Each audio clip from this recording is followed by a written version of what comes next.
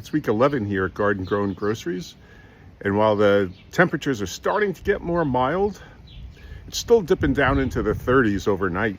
You've seen all those potatoes that I've potted up. I'd like to put them into the greenhouse to store until they're ready to be planted in the garden, but I'm a little leery about doing that because of the 3 frosts that we had last year that kept killing them back. So I'm going to be keeping them in my grow room until they're ready to go. Although supposedly at the end of the week, temperatures are supposed to pick up for the next week or so, supposedly in the low to mid 40s overnight for most of the time, and then up into the 50s, almost 60 during the day. So they could be outside then. But then towards the end of the month, it's supposed to dip down into the 30s again. So again, I want to take a little care with them this year, so I'm not killing them off all the time. But it is creating a storage problem, because despite my best efforts to overhaul my grow room, I never got around to it, of course. So I'm operating on limited space, and that's what brings me to my next problem. Well, it's not really a problem, but my cabbages, I'd like to pot them up now. They're growing good, but if I pot them up into bigger pots, it's just going to be more space right now. So I want to keep them in there a little bit longer. This week, I'm going to be planting my onions, maybe a little bit towards the end of the week when the temperatures get a little bit more mild, and that way they'll have plenty of time to start growing before the temps dip again. So the garlic is still doing well, but we did have a slight issue. I had let my chickens free range in the backyard, and one of them got into the garden, and I'm not sure if it was it or a groundhog, but someone was chewing on some of the leaves of the plants. And just because of the number of them, I'm thinking it's more groundhog than chickens. But I haven't had problems with the groundhogs on my garlic in the past, but it could be.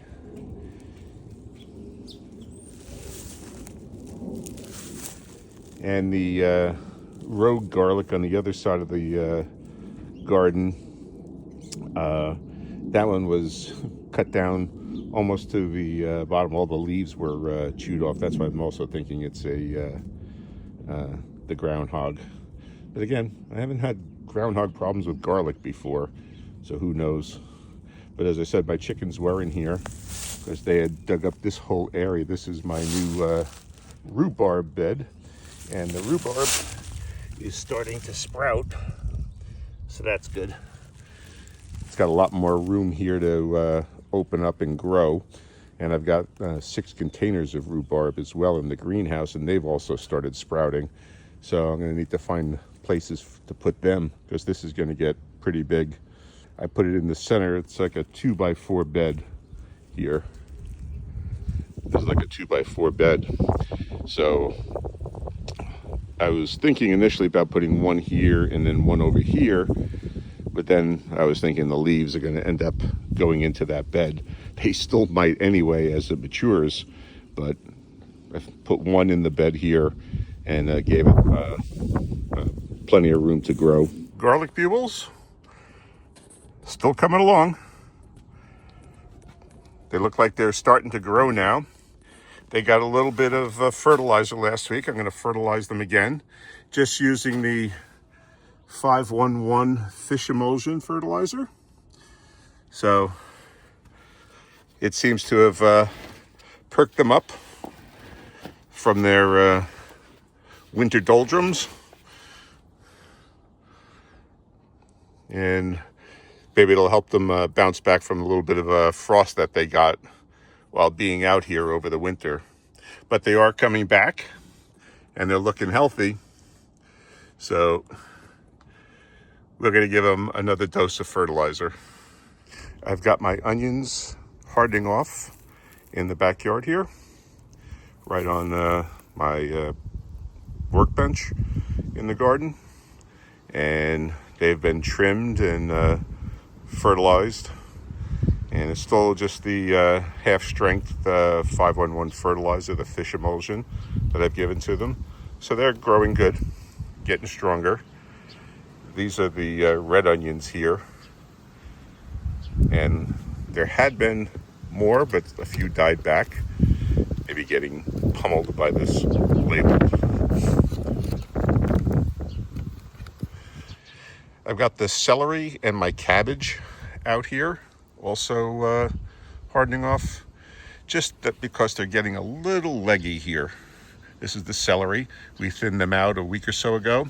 So they've been under light, but I'm just thinking they're getting a little leggy, so I figured I'd bring them out and let them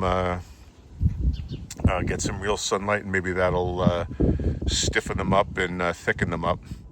And this is the cabbage, same thing with them. And they were thinned out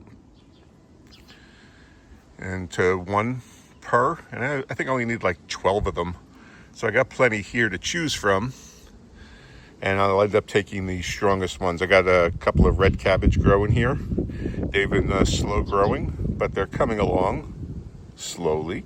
So we'll see what develops with them. The sweet potatoes are doing fine. That we picked out of, that we pricked off the potatoes.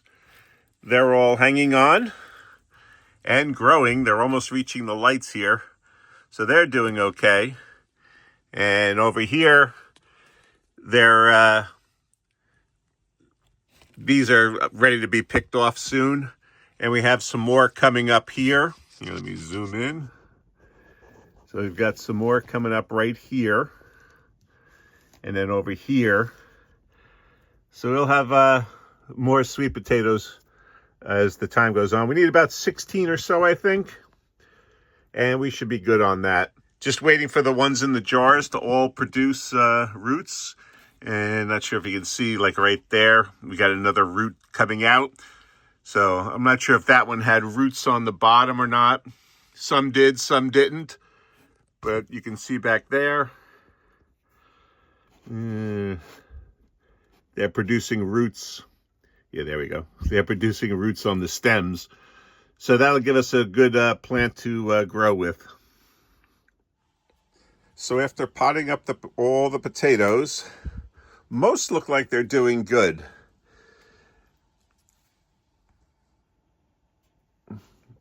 They haven't died back. Although some of the ones that we did last, that were in that big pot, they look a little worse for the wear right now, but we'll see how they come along. They're probably in a little bit of transplant shock after being ripped out of that bag. But overall, they're looking good. Well, the ones that have sprouted. Like these are looking really healthy here.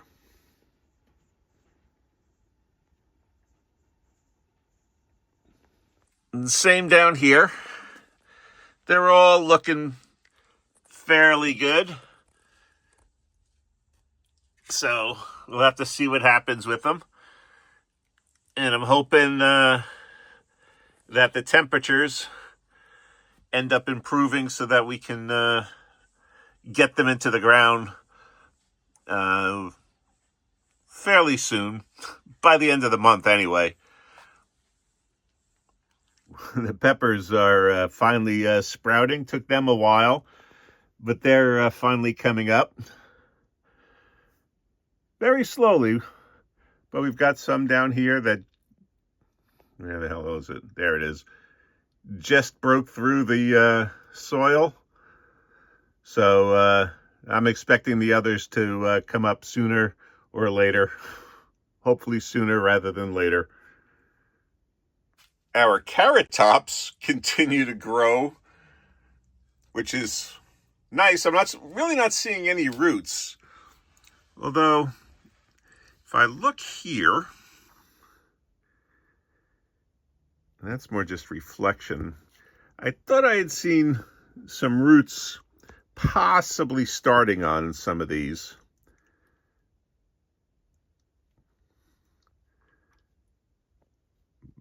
But I'm not seeing it now.